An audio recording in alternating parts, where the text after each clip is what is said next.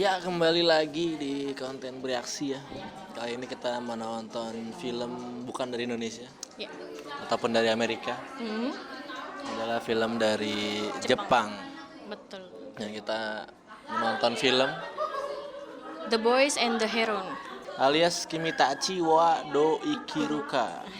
Jadi film ini diproduksi oleh Studio Ghibli ya. Jadi pertama kalinya kita nonton di bioskop ya film dari Ghibli ini.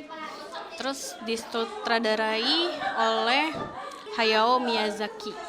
Terus baru tayang kemarin pada hari Rabu 13 November 2023 di Indonesia ya. Jadi film The Boy and the Heron ini berlatar tahun 1942 ya. Jadi Jadi pada saat kondisi perang ya di Jepang. Jepang perang melawan sekutu. Benar. Jadi suatu malam nih si anak ini ya namanya Mahito Maki. Jadi dia kebangun karena dapat kabar kalau rumah sakit tempat emaknya bekerja tuh kebakaran. Iya benar. Jadinya Ternyata kan nama mamanya tuh Hisako. iya Hisaku. Hisako ini meninggal karena bencana kebakaran tersebut. Nah, ini yang bikin si Mahito jadi Terpukul lah. terpukul dan kebayang-bayang mulu ya kebakarannya. Benar. Dia jadi kayak semacam punya trauma gitu lah ya sama. Terus time skip. Si Mahito sama bapaknya namanya Soichi pergi meninggalkan Tokyo. Mereka tiba di sebuah desa dan ternyata mereka disambut oleh seorang wanita yang menjadi ibu barunya Mahito. Dan sedang hamil juga. Iya, namanya Natsuko. Ya, jadi ini Dan para pembantunya yang nenek. jadi si Natsuko ini tuh lagi hamil. Terus si Mahito ini menyebutnya orang yang disukai oleh ayahnya. Jadi kan biasa film studio Ghibli ini itu memang dia kan selalu menyelipkan imajinatif gitu loh filmnya, ya kan? Yang di luar nalar. Tapi kita disuguhi dulu latar belakangnya dulu gitu loh. Dan ini agak cukup panjang dan cukup apa ya? Istilahnya latar belakangnya gimana perasaan Mahito gitu. Contohnya kayak ya waktu dia disambut oleh Natsuko ini sebagai ibu barunya, ya kan Natsuko-nya sebenarnya ngurus si Mahito ini dengan tulus gitu ya. Sepenuh hati. Iya, tapi Mahito juga masih terpukul sih. iya, tapi Masih dalam berduka. selama tinggal di tempat barunya, Mahito ya masih apa ya, tidak bersemangat, tidak pernah tersenyum. Karena si Mahito ini dikejutkan dengan hadirnya burung cangak. Oh iya benar-benar. Pas Namanya- baru sampai rumahnya ya. Iya, namanya The Grey Heron. Burung cangak abu-abu. Iya, burung cangak abu-abu. Nah, si burung cangak ini tuh selalu memperhatikan Mahito gitu sampai di tahap yang mengganggu banget gitu ya. Terus dia selalu bilang emaknya tuh masih ada. Iya. Malu tuh masih ada. Lu mau lihat emak lu nggak gitu. Iya. Nah, jadi menurut si siapa nenek-nenek yang tinggal di situ tuh yang banyak banget itu yang kecek. Kalau misalkan desa mereka tuh memang aneh gitu semenjak mereka punya menara di dekat rumahnya itu loh. Jadi kalau kata mereka tuh itu ada menara yang jatuh dari langit gitu. Yang dibangun bukan oleh manusia. Iya, nah terus tapi kakek buyutnya Kakeknya Mahito, kakek buyut. buyutnya Mahito ini yang selalu yang membangun menara tersebut. Jadi kalau nggak Jadi salah sebuah rumah, kuil, iya, rumah jadi deh. kalau nggak salah mereka ya kalau kata mereka si kakek buyutnya ini tuh sering baca buku, suka baca buku, tapi karena terlalu sering baca buku jadi hilang akal gitu. Terus tiba-tiba kakeknya Beneran hilang. Iya. Beneran hilang. Nah, dari situlah si burung cangaknya kayak selalu membuat Mahito kayak mengarah ke menara itu ya. Dan ada alasannya nanti di akhir. Iya, nah terus kembali lagi ke hubungannya Natsuko sama Mahito, ya Natsuko memperlakukan Mahito ini sebaik mungkin gitu ya, agar mungkin mau diterimanya sebagai ibunya gitu kan. Sampai dia capek. Iya, sampai dia capek gitulah intinya. Terus Mahito juga pergi ke sekolah tapi ternyata nggak berakhir baik ya, karena mungkin dia berbeda sama teman-teman lainnya terus dibully gitu ya. Tapi dia kayak menang mukulinnya gitu. Jadi nggak kena bekas apa-apa. Dan akhirnya dia melukai diri sendiri. Iya, melukai dirinya sendiri. Tadinya sih bingung ya kenapa dia mukul kepalanya sendiri, apa dia pengen ngefitnah teman-temannya atau gimana. Ternyata itu kayaknya sebagai bentuk menyakiti diri sendiri aja gitu, ngerti nggak? Oh, Selama dia sakit pun lukanya itu diurusin sama Natsuko ya, dengan sama nenek-neneknya juga bergantian jaga, tapi burung cangaknya selalu datang. nah disitulah burung cangaknya makin agresif ya untuk mengejar si Mahito ini gitu ya, sampai si Mahito ini bikin tameng Busur busur panah, gitu, terus minta dibikinin sama kayak kakek tukang kebun, iya, terus dikasih rokok. itu si neneknya mau, saya nanti diambilin tapi demi rokok gitu. Udah habis tinggal 2 batang mau gitu. Pokoknya sampai akhirnya pada suatu hari Mahito ngelihat ibu tirinya si Natsuko ini pergi ke hutan sendirian. Terus tiba-tiba orang-orang di rumah langsung nyari Natsuko karena nggak pulang-pulang. Nah ternyata si Natsuko ini hilang gitu kan. Akhirnya Mahito dan nenek-nenek yang pembantunya itu, yang membantu mereka itu mencarilah tuh ke hutan. Inilah petualangan si Mahito dimulai. Barulah petualangannya dimulai, agak panjang ya untuk mencapai petualangannya. Nah, Mahito tuh masuk ke menara itu ternyata, Iya, karena benar. digodain mulu sama burung cangaknya, suruh masuk. Jadi Makanya udah ditungguin. Mahito berpikir bahwa burung cangak inilah yang bikin ibunya menghilang, ibu tirinya si Natsuko ini gitu. Jadi dia mencari Natsuko bersama neneknya yang satu, Kiriko. Neneknya si Kiriko ini untuk Yang sebenarnya nyebelin. iya, untuk mendatangi si burung cangak abu ini, si Hiron ini ya. Nah, tuh masuklah tuh ke menara itu ya. Udah dah mulai aneh-aneh dah tuh. Pokoknya Intinya karena petualangan dimulai ya? Si Mahito bikin panah dari bulunya si cangak itu yang copot. Oh iya ya, Dan akhirnya akhirnya tuh jadi kayak senjatanya dia gitu. Jadi dia tepat mengenai paruhnya si burung cangak itu. jadi dia nggak bisa terbang lagi gitu ya. Nggak usah terbang, jadi Ternyata kayak ya, laler.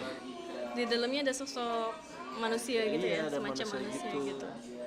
Nah, si burung cangak ini akhirnya kan dibilangnya dia kan selalu bilang kalau ibunya masih ada dan dia mau ngasih tahu gimana caranya nemuin si Natsuko.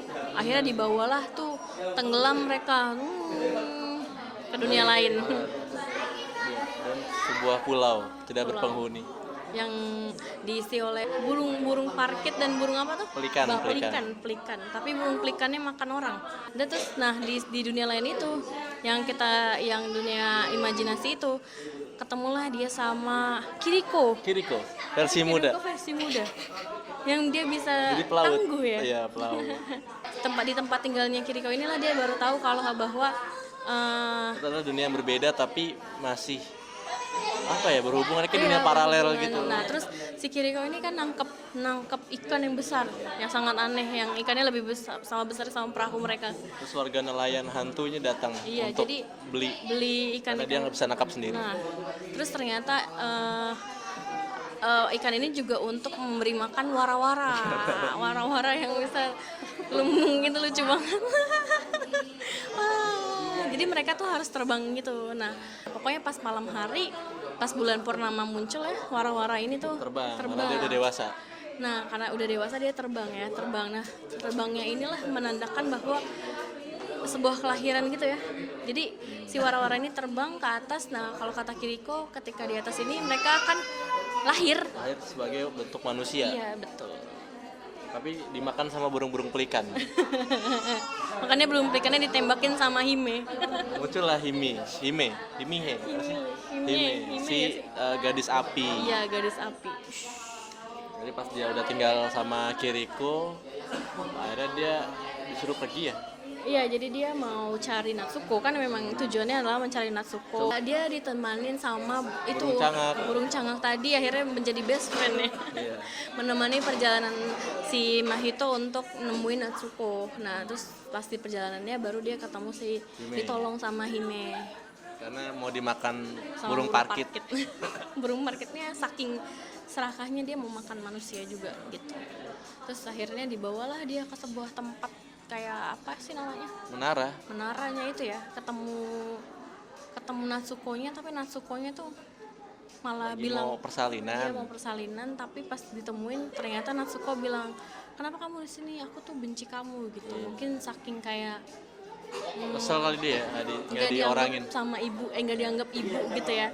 Tapi dari situ si Mahitonya tuh udah manggil Natsuko tuh ibu gitu. Iya ibu, ayo pulang gitu. Tapi nggak bisa karena Ternyata dia pas masuk ke ruang persalinan tuh dianggap tabu. nah iya Ada kesalahan besar dari jadi dia dihukum gitu ya. Raja Parkit. Jadi dia dihukum gitu dan ketemulah dia dengan drill villain enggak lah. Dengan yang paling atasnya itu loh.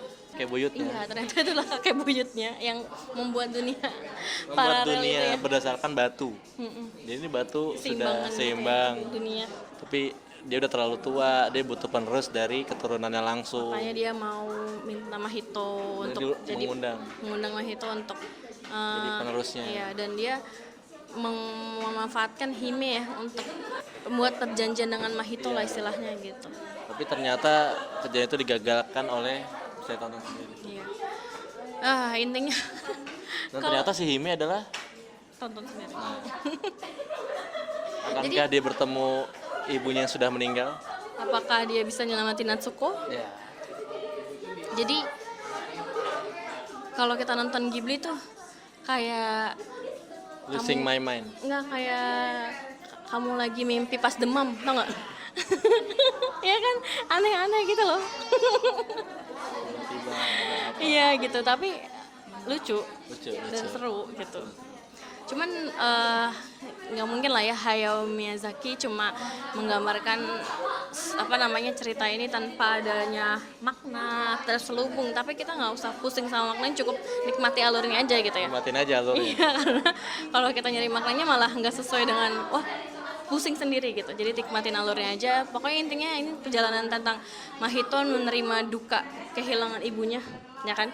Gimana dia akhirnya menerima Natsuko ya sebagai ibunya, ibu barunya gitu loh. Dan plot twistnya juga Natsuko itu siapa? Bisa ditonton. Kimi Mihe itu siapa? Dan Kiriko itu siapa? Pokoknya intinya ketika akhir film tuh ya di ending kan dia balik ke dunianya tuh kan ya. Nah di situ kunci jawabannya tuh siapanya tuh ada di situ begitu. Ini sebenarnya filmnya seru lah. Untuk yang bisa mencerna. Memang filmnya semua umur. Tapi nggak cocok ya kayaknya untuk anak-anak kecil gitu ya. Mungkin umur 12 tahun ke Mungkin atas. senang animasinya aja kali. Iya, Cuma kalau untuk mencerna cerita sulit. Ya, sulit. Intinya sih melambangkan kelahiran, kematian gitu kan. Gimana film ini melambangkan kelahiran dan kematian aja gitu, bahwa ya udah nanti kita akan mati, tapi ya mati itu tidak akan benar-benar mati gitu, ntar akan lahir kembali. Di kepercayaan mereka. Iya gitu. Terus gimana keseimbangan dunia itu sendiri gitu kan. Burung-burung pelikan juga kan menandakan sebuah Ekosistem ekosistem yang sudah hancur atau mulai hancur ya karena manusia juga. ya, yang kakek buyutnya susun tuh Batu. batu-batunya itu ya itu juga menyimbangkan bahwa keseimbangan alam semesta gitu yang harus dijaga. Dan ketika kakek buyutnya bilang untuk ke Mahito untuk menjadi penerusnya karena dia sudah tua, ya sebenarnya kayak menyampaikan bahwa keseimbangan dunia ada di tangan yang lebih muda untuk menjadikan yang lebih baik gitu loh. Betul.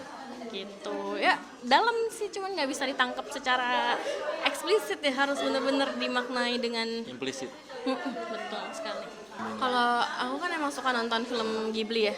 Kalau misalkan nonton film Ghibli tuh ini tuh elemen-elemen yang apalagi karya-karyanya Hayao Miyazaki tuh kayak Spirited Away, Princess Mononoke dan segala macam itu kayak dituangin dalam film ini gitu loh. Jadi gitu. ya jadi kita kayak nggak kehilangan, jadi kayak ikut flashback gitu loh, untuk beberapa elemen-elemennya tuh mirip gitu. Mungkin masih menggunakan teknik film yang sama ya seperti dulu dirilis. Mungkin gambar aja yang lebih bagus. So kalau misalkan nggak pernah nonton film Ghibli, kira-kira gimana? Ditontonnya tetap masuk gitu? Masuk sih, tapi ini masuk kayak animasi Jepang ya tahun-tahun dulu 2000-an, 90-an akhir gitu lah.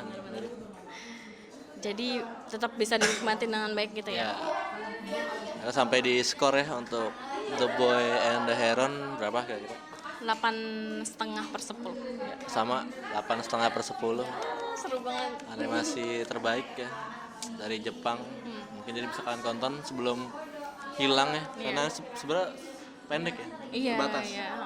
Terus durasinya juga lumayan lama ya, 2 jam lebih gitu.